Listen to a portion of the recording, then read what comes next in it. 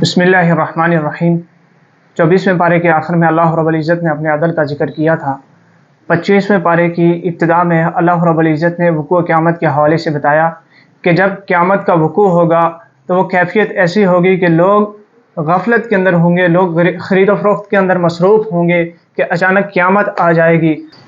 اور قیامت کے وقوع کی جو تاریخ ہے یا جو حقیقی وقت ہے وہ صرف اللہ رب العزت کو ہی معلوم ہوگا۔ قیامت برپا ہونے کے بعد اللہ رب العزت جب لوگوں سے حساب لینا شروع کریں گے تو اس وقت مشرکین سے یہ فرمائیں گے کہ کہاں ہیں تمہارے وہ معبود جن کو تم اللہ کے علاوہ پکارا کرتے تھے؟ تو مشرکین وہاں پہ نادم ہوتے ہوئے، شرمندہ ہوتے ہوئے کہیں گے کہ ہمیں ہمارے شریکوں نے اللہ کے علاوہ جن کو ہم بلاتے تھے کوئی نفع انہوں نے ہمیں نہیں پہنچایا۔ اس کے بعد اللہ رب العزت نے قرآن مجید فرقان حمید کی حقانیت کو بیان کیا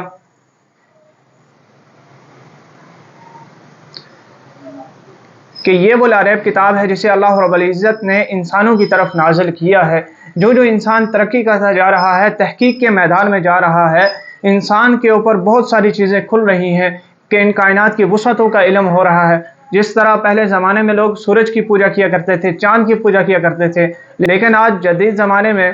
تحقیق سے یہ معلوم ہوا کہ ہمارا سورج، ہمارا چاند یا ہمارا جو نظام شمسی ہے وہ پوری کائنات کے اندر ایک نقطے کی حیثیت رکھتا ہے۔ اربوں سیارے ایسے ہیں جو سورج سے بہت زیادہ بڑے ہیں۔ تو جو علم بڑھتا جا رہا ہے، اگر ہم قرآن مجید فرقان حمید کو قلب سلیم، عقل سلیم کے ساتھ دیکھیں گے تو قرآن مجید فرقان حمید ہمیں ہدایت کا راستہ دکھاتے ہوئے یہ بتا رہا ہے کہ یہ جو ساری کائنات ہے، اس کائنات کے اندر جتنے چھپے راز ہیں ان کا جاننے والا اللہ رب العزت ہی ہے۔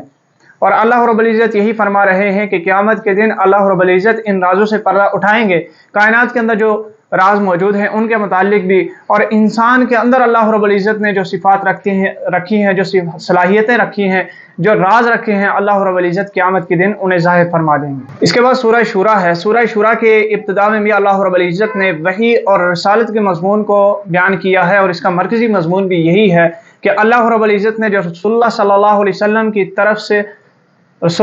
وسلم کی طرف وحی نازل فرمائی ہے، یہ وہ ہدایت کا راستہ ہے، یہ وہ قرآن ہے کہ جو لوگوں کو ہدایت کا راستہ دکھاتا ہے۔ اور رسول اللہ صلی اللہ علیہ وسلم کو یہ فرمایا گیا کہ آپ ایک اللہ کی طرف بلائیں، جس طرح اس سے پہلے تمام انبیاء کرام وہ ایک اللہ کی طرف بلاتے رہے ہیں، ان سب کی دعوت ایک ہی رہی ہے، اگرچہ شریعتیں مختلف تھیں، لیکن جو ان کی دعوت کا مرکزی نقطہ تھا یعنی توحید باری تعالیٰ، وہ ایک ہی تھا، سب اللہ رب العزت کی طرف بلانے والے تھے۔ اس کے بعد حضرت موسیٰ علیہ السلام، حضرت نوح علیہ السلام، حضرت ابراہیم علیہ السلام کا تذکرہ ہے کہ اللہ رب العزت نے ان کو بھی اپنی اپنی قوموں کی طرف بھیجا تھا، اور انہیں بھی پیغام حق پہنچانے کے لیے اللہ رب العزت نے بھیجا تھا۔ انہوں نے لوگوں کی اللہ کی طرف بلایا، اللہ کی طرف دعوت دی، اور ساتھ میں انہیں یہ بھی فرمایا کہ آپس میں اپنی خواہشات کی وجہ سے، حسد کی وجہ سے، ایک دوسرے کے ساتھ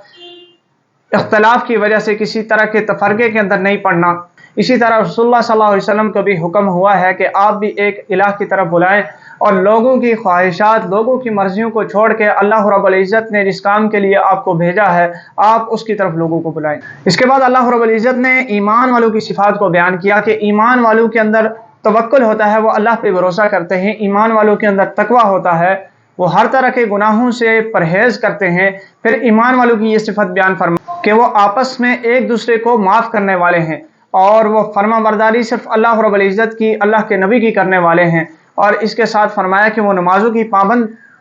کی پابندی کرنے والے ہیں، اور آپس کے جو معاملات ہوتے ہیں ان میں باہمی مشاورت کرتے ہیں، اور اللہ رب العزت نے جو انہیں رزق دیا ہے اس رزق میں سے وہ اللہ کے راستے میں خرچ کرتے ہیں۔ آج بھی اگر معاشرے کے اندر تبدیلی لانی ہے تو معاشرے میں تبدیلی کے لیے یہی اصول ہے کہ یہ والی صفات جو اللہ نے مومنوں کے لیے بیان کی ہیں، یہ اگر انسانوں کے اندر، مومنوں کے اندر صفات پیدا ہو جائیں تو معاشرہ یقینی طور پہ کامیاب ہو جائے گا۔ اس کے بعد سورہ زخرف ہے۔ زخرف سونے کو بھی کہتے ہیں، زیب و زینت کو بھی کہتے ہیں، تو اس کا جو مرکزی مضمون ہے وہ بھی ایمان ہے، اور اس میں بھی وحی الہی کے حوالے سے بیان کیا گیا کہ یہ وہ اللہ رب العزت کی طرف سے ہدایت ہے، یہ جو آیات ہیں، نشانیاں ہیں، قرآن ہیں، یہ حق کی طرف بلانے والے ہیں۔ اور اس کے ساتھ مشرکین کی ایک عادت کو بیان کیا کہ مشرکین جو اپنے لیے بیٹیوں کو ناپسند کرتے ہیں، ان کے ہاں بیٹی پیدا ہو جائے تو ان کے چہرے سیاہ ہو جاتے ہیں، وہ یہ عقیدہ رکھ رہے ہیں کہ یہ جو فرشتے ہیں معاذ اللہ یہ اللہ کی بیٹیاں ہیں۔ تو اللہ رب العزت ان سے یہ فرما رہے ہیں کہ جس چیز کو تم اپنے لیے ناپسند کر رہے ہو اس کی نسبت خدا کی طرف کر رہے ہو۔ خدا وحدہ لا شریک ہے، وہ ہر طرح کے شرک سے، ہر طرح کی اولاد سے پاک ہے۔ اس کے بعد حضرت ابراہیم علیہ السلام کا تذکرہ ہے کہ عیسائی اور یہودی یہ کہتے ہیں کہ ہم ملت ابراہیمی پر ہیں، ہم دین ابراہیمی کے وارث ہیں۔ تو اللہ رب العزت نے واضح اعلان فرما دیا کہ نہ ابراہیم علیہ السلام یہودی تھے، نہ ابراہیم علیہ السلام عیسائی تھے، نہ ہی ابراہیم علیہ السلام مشرک تھے، بلکہ ابراہیم علیہ السلام خالص موحد تھے اور خالص اللہ رب العزت کی طرف بلانے والے تھے۔ تو ابراہیمی دین کا، ابراہیمی ملت کا وہی وارث ہے جو یکتا اللہ رب العزت کی طرف بلانے والا ہے۔ اس کے ساتھ ہی اللہ رب العزت نے مشرکین کے ایک اعتراض کا جواب دیا جو وہ رسول اللہ صلی اللہ علیہ وسلم کے اوپر کیا کرتے تھے۔ کیا اللہ کو یہی یتیم اور غریب آدمی ملا تھا ان دو بڑی بستیوں کے درمیان کہ اسی کو اللہ نے نبی بنایا ہے، کوئی اور سردار اللہ کو نہیں ملا؟ تو اللہ رب العزت ان سے فرما رہے ہیں کہ یہ جو اختیار ہے، رزق کا اختیار، یہ بھی اللہ رب العزت نے اپنے پاس رکھا ہے، اور نبوت کا منصب جو بہت بڑا منصب ہے، اس کا اختیار بھی اللہ رب العزت کے پاس ہے۔ پھر اللہ رب العزت نے فرعون کی مثال پیش کی کہ جو بڑا سردار بھی تھا، جس کے پاس مال بھی تھا، جس کے پاس ہر طرح کے اسباب تھے، لیکن اللہ رب العزت نے نبوت کے لیے انتخاب حضرت موسیٰ علیہ السلام کا فرمایا۔ جب فرعون سب کچھ ہونے کے باوجود اللہ کا نافرمان ٹھہرا تو اللہ رب العزت نے دنیا میں اسے ہلاکت کے اندر مبتلا کر دیا اور آخرت کی ناکامی اس کے لیے مقدر کر دی۔ اس کے بعد سورہ دخان ہے۔ دخان دھوئیں کو کہتے ہیں۔ سورہ دخان یہ جب مشرکین کے اوپر قحط پڑا تو ان کی حالت یہ ہو گئی تھی کہ جب وہ آسمان کی طرف دیکھتے تو کمزوری کی وجہ سے ان کی نظر دھندلی ہو چکی تھی، جس طرح کہ ان کی آنکھوں کے سامنے دھواں آ گیا ہو۔ تو اس کیفیت کو بیان کیا جا رہا ہے۔ اس صورت کے اندر اللہ رب العزت نے قرآن مجید کے حوالے سے فرمایا کہ یہ قرآن مجید لیلۃ القدر ایک رات کے اندر نازل کیا گیا ہے کہ وہ ایسی مبارک رات ہے کہ جس میں احکام تقسیم کیے جاتے ہیں، احکامات، حکمت والے جو کام ہیں وہ تقسیم کیے جاتے ہیں۔ پھر اس میں اللہ رب العزت نے فرعون اور اس کی قوم کی خوشحالی کو تفصیلی طور پہ بیان کیا کہ کیسے اللہ رب العزت نے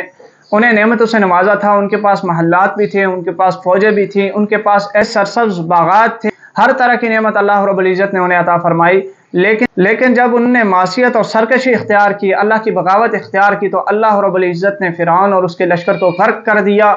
اور بنی اسرائیلی جن کو وہ اپنا غلام بنائے ہوئے تھے، انہی بنی اسرائیلیوں کو یعنی مملوکوں کو اس جگہ کا مالک بنا دیا۔ جو کل محکوم تھے آج وہ ان بستیوں کے حاکم بن گئے۔ تو اللہ رب العزت فرما رہے ہیں کہ اگر کوئی قوم سرکشی اختیار کرے گی تو اللہ رب العزت اس کی جگہ دوسری قوم کو لے آئے گا۔ پھر یہ دنیاوی عذاب ہے۔ آخرت کے اندر اللہ رب العزت نے فرمایا کہ جو عذاب ہے، اور اسی طرح ماننے والوں کے لیے جو نعمتیں اللہ رب العزت نے رکھی ہیں، دنیا میں بیٹھ کے ان نعمتوں کا تصور نہیں کیا جا سکتا، وہ عقل میں آنے والی نہیں۔ اس کے بعد سورہ جاثیہ ہے۔